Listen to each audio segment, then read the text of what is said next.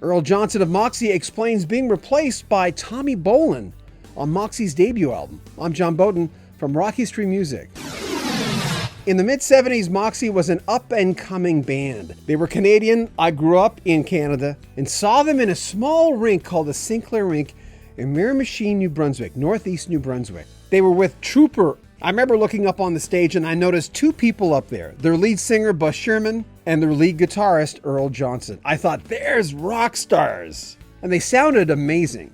Unfortunately, Buzz Sherman died in a motorcycle accident in 1983. Now, going back to their first album, which is sometimes called the Black Album, is simply titled Moxie. A lot of people call it Moxie 1.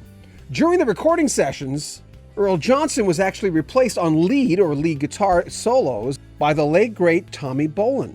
I asked him how that happened. And what it told me was, well, I mean, it showed it killed the faith I had in a lot of people at that time.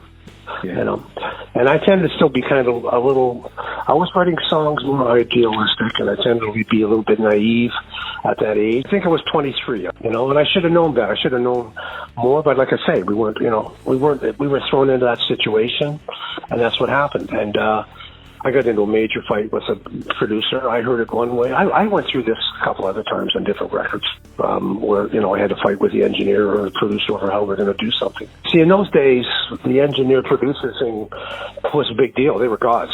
It's not the way it is now. It's not the way it is now at all. Now the artist has far more control over what they do. But in those days, they were gods. And this one just went down very heavy-handed. And I probably did a fair amount of cursing. And next thing you know, I was out of the studio. You're a big part of that band, though. Like, it's not like you were one of those fair weather, phoned it in type of, you were writing a lot of the songs. You're the lead guitarist. I mean, yeah. You had a vested interest in his band.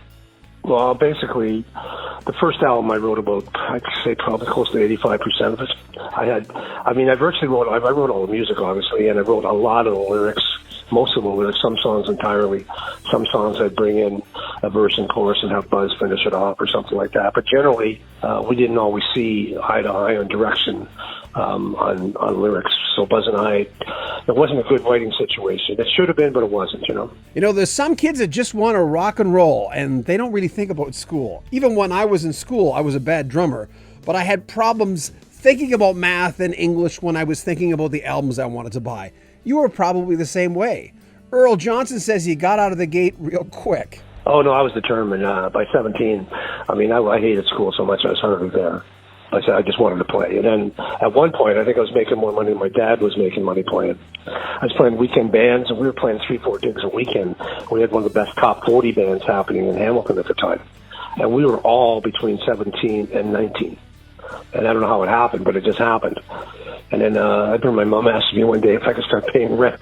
And I said, I'm still going to school. She said, no, you're not. I know you're not going to school. I started paying rent when I was 17 for a while. It's funny. I don't know if you know this, the first gig I ever really had was with a guy named King Biscuit Boy. Yeah. And he was a major blues artist for a long time in Canada. I spent 3 years with him touring.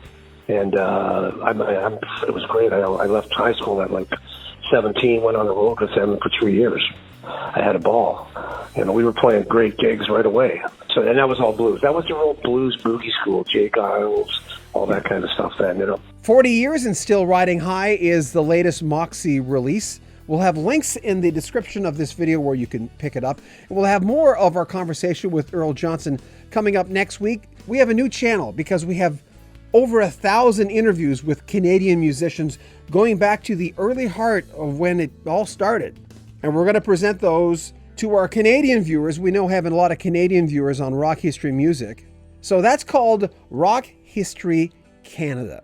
There'll be links in the description of this video. There'll be 2 Moxie interviews there right now, as a matter of fact.